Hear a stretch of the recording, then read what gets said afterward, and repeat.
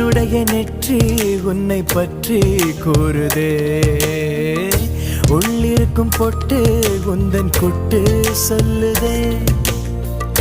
என்னுடைய பார்வை கழுகு பார்வை தெரிஞ்சுக்கோ, எனக்கு இருக்கும் சக்தி பராசக்தி புரிஞ்சுக்கோ. கால் கொலுசு தான் கலக்குது,